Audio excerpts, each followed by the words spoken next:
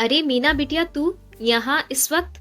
अपनी बेटी मीना को शाम के समय दरवाजे पर देखकर अरुणा जी लगभग चौंकते हुए बोली, हाँ मैं। और क्या इस वक्त? क्या अब ये मेरा घर नहीं है? अरे कैसी बातें करती है, मैं तो बस राजेंद्र भाई साहब कहीं गए हुए हैं, मेरा मतलब किसी के यहाँ।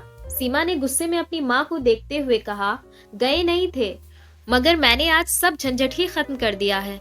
झंझट? कैसा झंझट बेटा, तू बता, राजेंद्र भाई साहब ठीक तो हैं?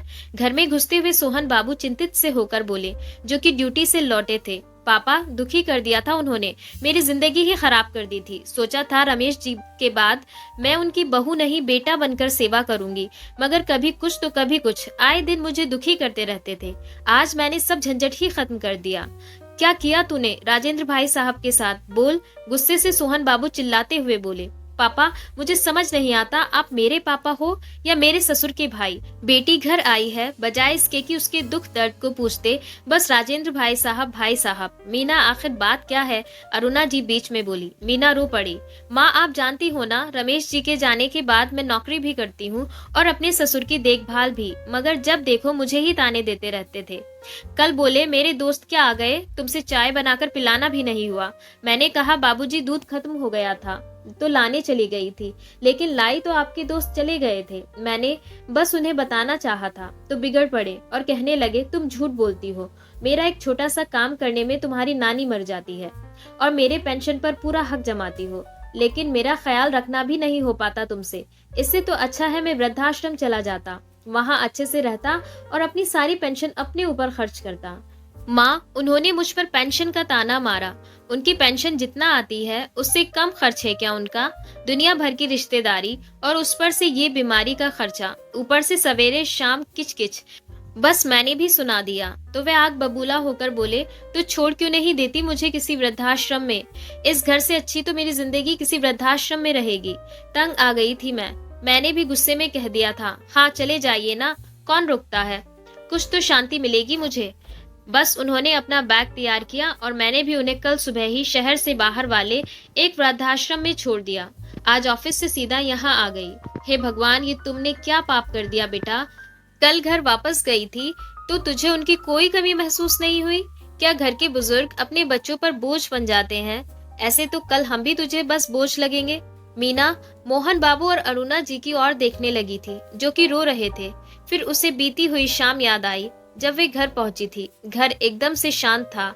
जब वे पानी पीने के लिए फ्रिज खोलकर बोतल निकाल रही थी तो बाबूजी की आवाज कानों में गूंज रही थी, मीना एक गिलास पानी मुझे भी। जी बाबूजी। मगर वहाँ कोई नहीं था, उसे अकेलापन खल रहा था। सचमुच बाबूजी तो चले गए थे, साथ में घर की खुशियां भी ले गए थे।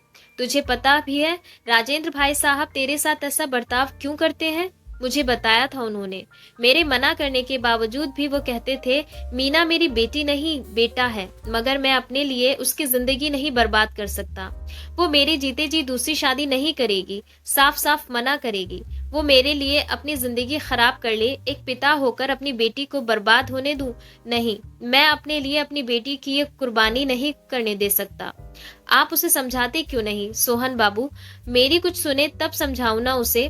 वो कहती है कि आप उसकी जिम्मेदारी हैं, तो उसे ही ये जिम्मेदारी उठानी होगी, और शायद इसीलिए वो तुम्हारे साथ ऐसा बर्ताव करते हैं, ताकि तुम उनसे परेशान होकर दूसरी शादी कर लो। हे भगवान, कहते हुए मीना तेजी से अपना पर्स उठाकर बाहर की ओर दौड़ी। वो लगातार दौड़ती रही। आश्रम पहुंचकर जैसे ही उसने बाबूजी को देखा तो लोक लाज भूलकर ऐसे गले लगी जैसे बचपन में मेले में बिछड़ने के बाद मिलने पर अपने बाप के गले लगी थी।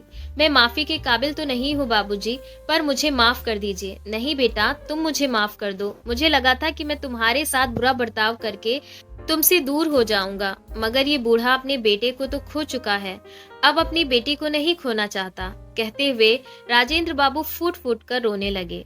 कभी मीना उनको तो कभी राजेंद्र बाबू मीना की आंखें पोंछते हुए एक दूसरे को चुप करा रहे थे। वहीं दूसरी ओर थोड़ी दूरी पर खड़े सोहन बाबू और अरुणा भी भीगी हुई पलकों को साफ करते हुए मुस्कुरा रहे थे।